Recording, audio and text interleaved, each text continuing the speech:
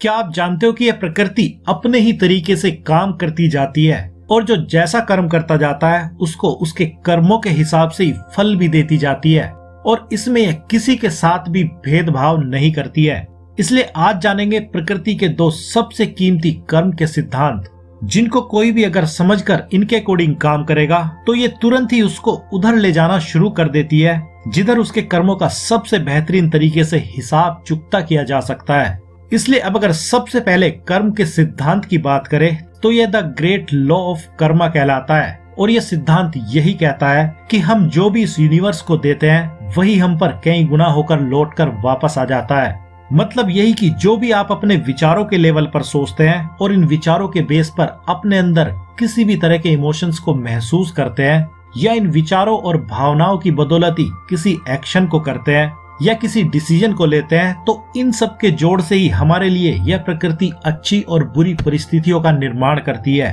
और इसलिए तो दुनिया के महान ज्ञानी लोग हमेशा ही कहते थे और आज भी कहते हैं कि आपको दूसरों के साथ वैसा ही व्यवहार करना चाहिए जैसा कि आप अपने साथ करवाना चाहते हैं। साथ ही अगर आप भी सफल होना चाहते हैं तो आपको दूसरों की सफलता में खुश होना चाहिए, क्योंकि इसके जस्ट बाद ही आपकी बारी भी आने वाली होती है। और ये आपकी सोच, विचार और एक्शन पर ही डिपेंड करता है कि आपने क्या सोचा और महसूस किया है और आपको इन सब के कारण क्या मिलने वाला है। इसलिए अगर आप भी इस कर्म के सिद्धांत को सही से यूज करना चाहते हैं तो भले ही आप अपने लिए सेल्फिश बन जाए, उससे कोई भी फर्क नहीं पड़ता है, क्योंकि सेल्फिश होने पर किसी के बारे में बस इतना ही पता चलता है कि वह हर किसी से पहले अपना ही फायदा चाहता है। लेकिन अगर कोई इस तरह से सेल्फिश होता है कि उसका तो फायदा हो जाए और दूसरों का नुकसान हो जाए, तो तब उसको जो परिणाम मिलने वाले हैं वे वैसे ही होंगे जिसमें कभी उसको फायदा होगा तो कभी नुकसान, क्योंकि इस टाइम उसका फोकस दोनों तरफ ही डोल रहा होता है।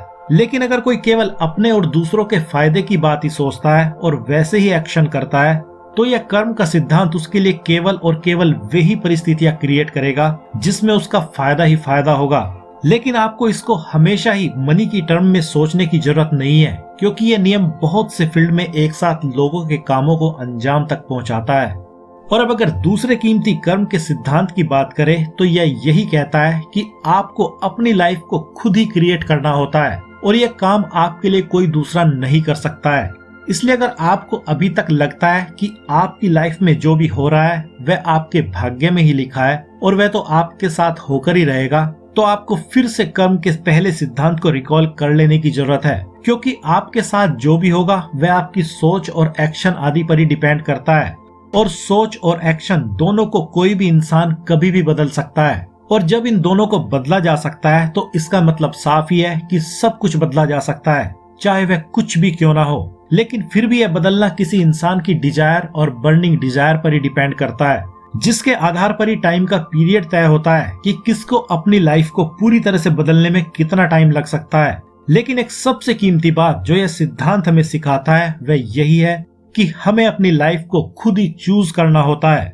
जिसको हम पहले तो अपने विचारों के लेवल पर सोच के माध्यम से चूज करते हैं और फिर अपने एक्शंस के माध्यम से, और रिजल्ट तो फिर बाद में सब कुछ चेंज कर ही देते हैं। तो अब आपको इन कर्मों के सिद्धांत को कैसे यूज करना है आप समझ ही गए होंगे।